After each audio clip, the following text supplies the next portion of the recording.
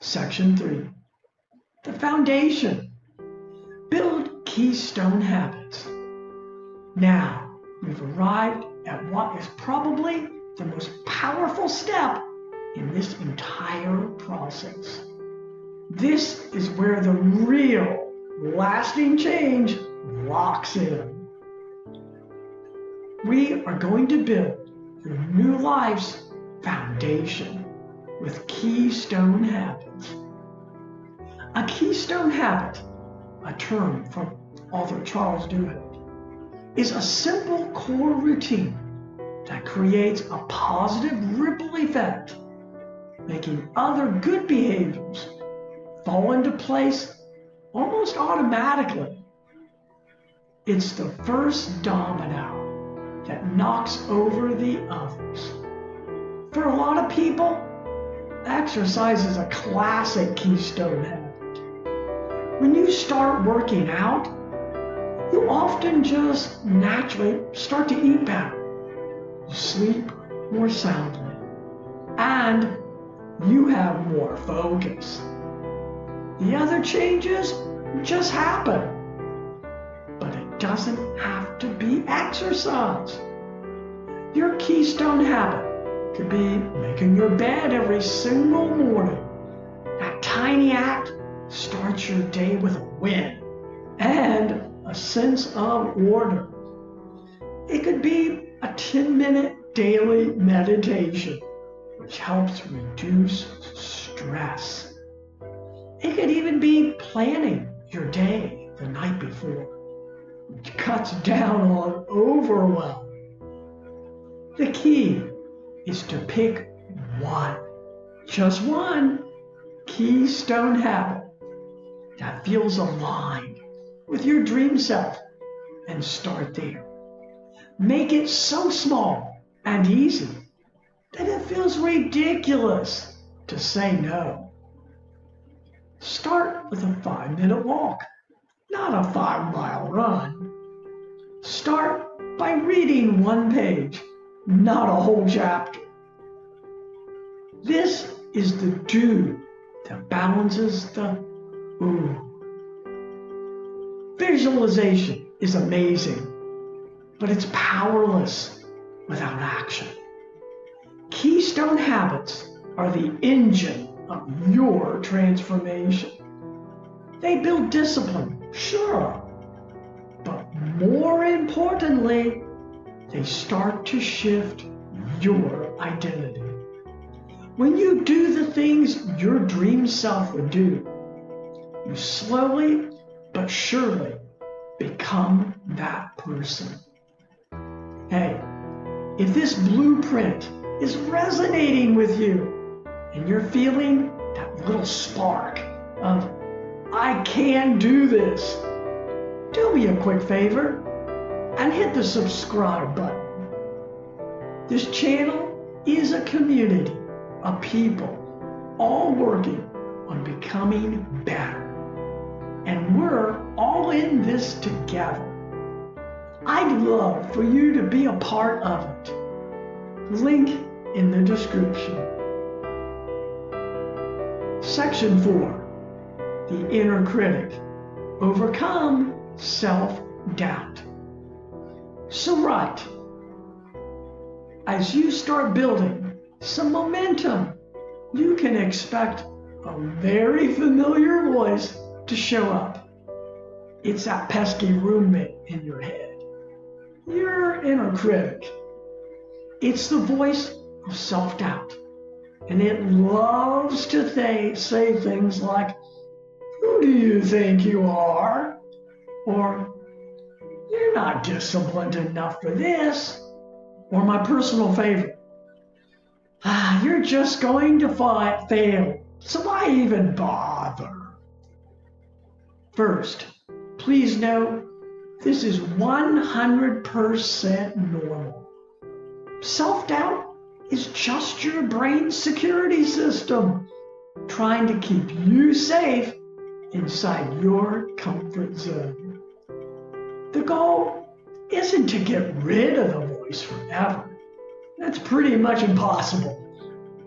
The goal is to change your relationship with it. Here's a simple 3-step trick. First, just acknowledge it. Don't fight it. Just notice it. Like, there's that thought again. Second, reframe it. You can even thank it for trying to protect you from failure. Say, thanks for the warning. I appreciate you looking out, but I've got this. And third, the most important step, act anyway. Self-doubt loses all its power when you prove it wrong with your actions. Courage is not the absence of fear. It's doing the thing even when you're scared. Every time you take one small step forward, despite that screaming no, you are literally rewiring your brain. You're teaching yourself on a fundamental level that you are more capable than you think. Section 5, the fuel. Living with self-love and permission. This entire transformation runs on one type of fuel, self-love. I know, it might sound a little cliche, but it is the single most practical and essential ingredient. You can't build a dream life on a foundation of beating yourself up. In this context, self-love means self-compassion.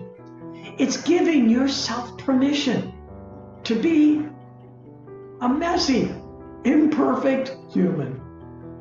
You're going to have days where you miss your new habit. You will have moments where you fall back into old patterns. That is not failure. It's just part of the process. This journey isn't a straight line. It's a spiral. You'll keep revisiting old lessons, but each time with a little more wisdom. Practice being on your own team. When you catch yourself thinking something negative, challenge it.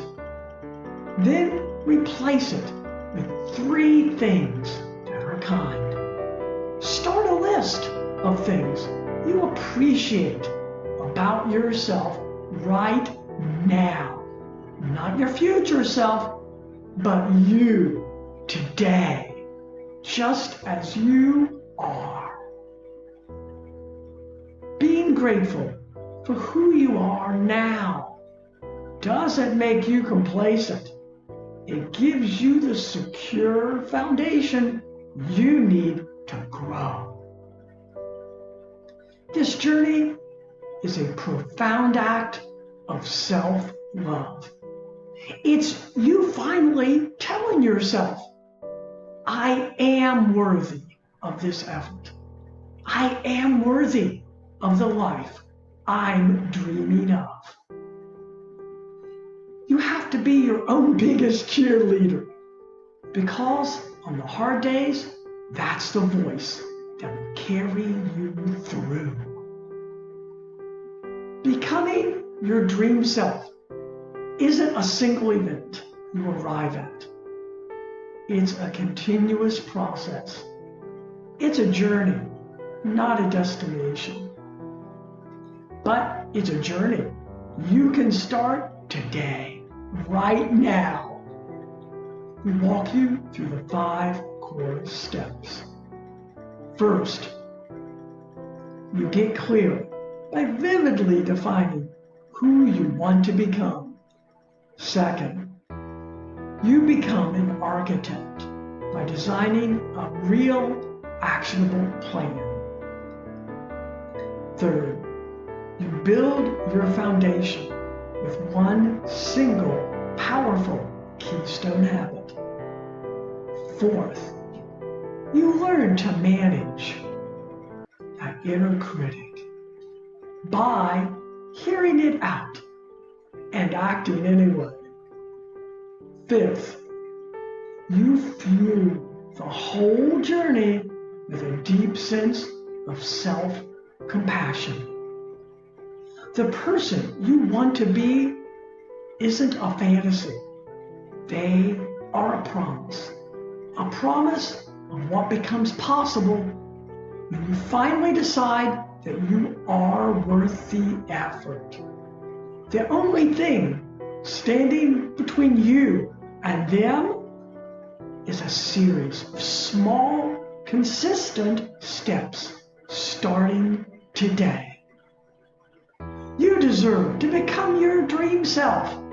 Now, go build them. Thank you so much for investing this time in yourself today. If you're ready to really nail step 3, I highly recommend you watch this video next on how to choose and build your first keystone habit.